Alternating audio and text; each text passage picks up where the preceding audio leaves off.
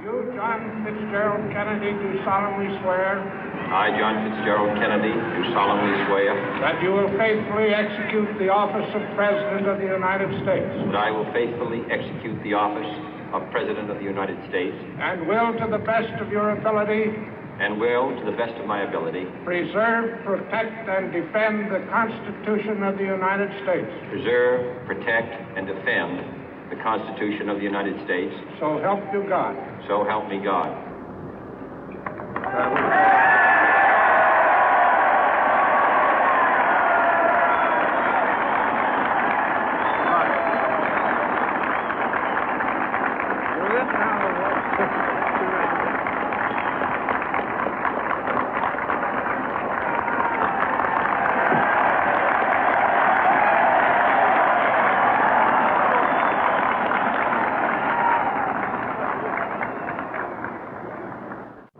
Vice President Johnson, Mr. Speaker, Mr. Chief Justice, President Eisenhower, Vice President Nixon, President Truman, Reverend clergy, fellow citizens. We observe today not a victory of party, but a celebration of freedom, symbolizing an end as well as a beginning, signifying renewal as well as change. For I have sworn before you and Almighty God the same solemn oath our forebears prescribed nearly a century and 3/4 ago. The world is very different now, for man holds in his mortal hands the power to abolish all forms of human poverty and all forms of human life. And yet the same revolutionary beliefs for which our forebears fought are still at issue around the globe. The belief that the rights of man come not from the generosity of the state, but from the hand of God. We dare not forget today that we are the heirs of that first revolution.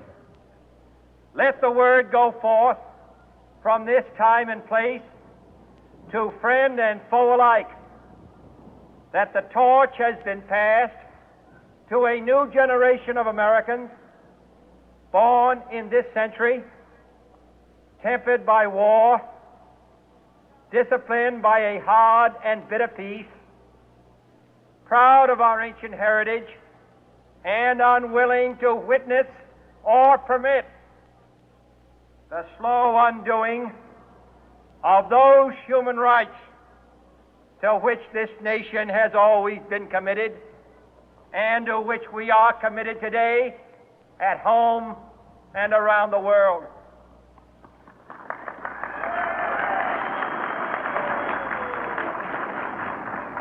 Let every nation know, whether it wishes us well or ill, that we shall pay any price, bear any burden, meet any hardship, support any friend, oppose any foe to assure the survival and the success of liberty.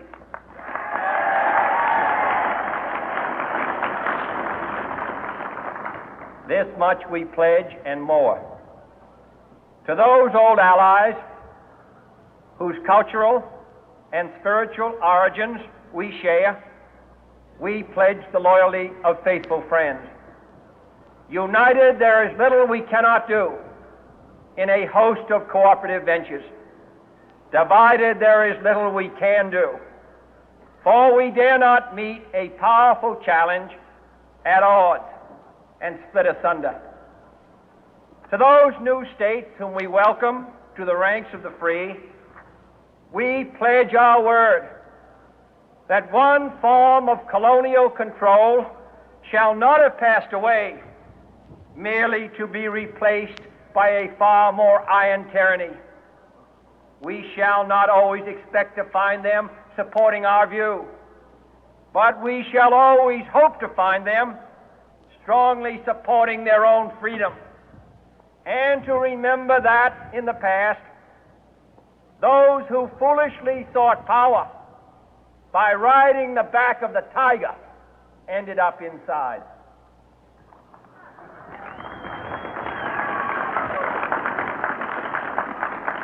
To those people in the huts and villages of half the globe struggling to break the bonds of mass misery, we pledge our best efforts to help them help themselves for whatever period is required, not because the communists may be doing it, not because we seek their votes, but because it is right.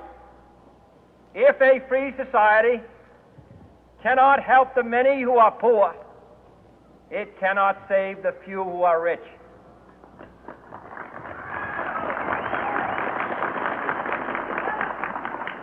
To our sister republics south of our border, we offer a special pledge to convert our good words into good deeds, in a new alliance for progress, to assist free men and free governments in casting off the chains of poverty.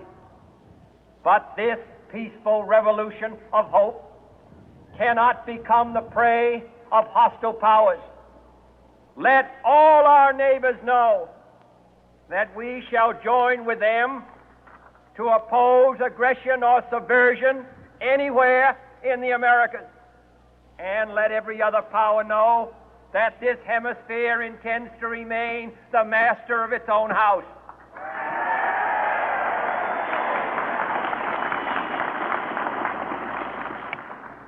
To that World Assembly of Sovereign States, the United Nations, our last best hope, in an age where the instruments of war have far outpaced the instruments of peace, we renew our pledge of support to prevent it from becoming merely a forum for invective, to strengthen its shield of the new and the weak, and to enlarge the area in which its writ may run.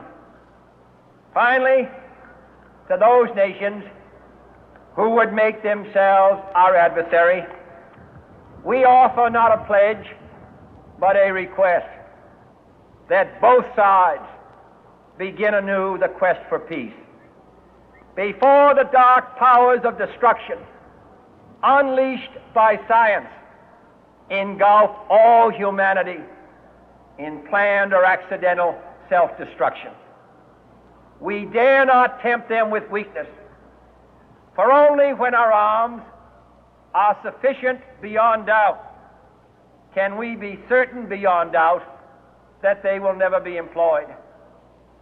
But neither can two great and powerful groups of nations take comfort from our present course, both sides overburdened by the cost of modern weapons, both rightly alarmed by the steady spread of the deadly atom, yet both racing to alter that uncertain balance of terror that stays the hand of mankind's final war. So let us begin anew, remembering on both sides that civility is not a sign of weakness, and sincerity is always subject to proof. Let us never negotiate out of fear, but let us never fear to negotiate.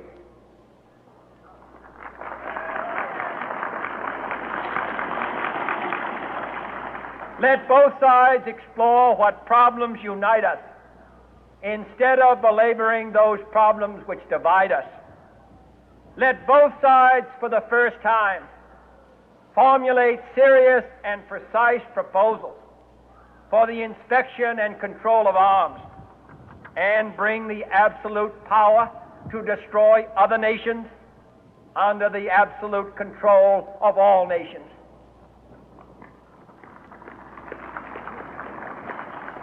Let both sides seek to invoke the wonders of science instead of its terrors. Together, let us explore the stars, conquer the deserts, eradicate disease, tap the ocean depth, and encourage the arts and commerce. Let both sides unite to heed in all corners of the earth the command of Isaiah to undo the heavy burden and let the oppressed go free.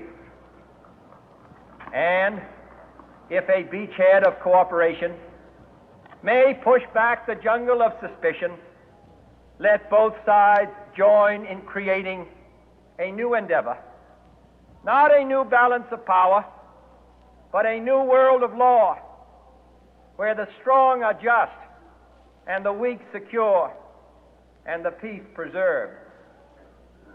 All this will not be finished in the first 100 days, nor will it be finished in the first 1,000 days, nor in the life of this administration, nor even perhaps in our lifetime on this planet. But let us begin.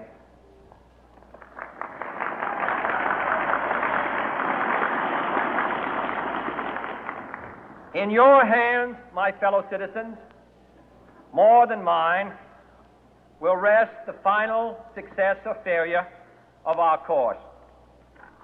Since this country was founded, each generation of Americans has been summoned to give testimony to its national loyalty. The graves of young Americans who answered the call to service surround the globe. Now the trumpet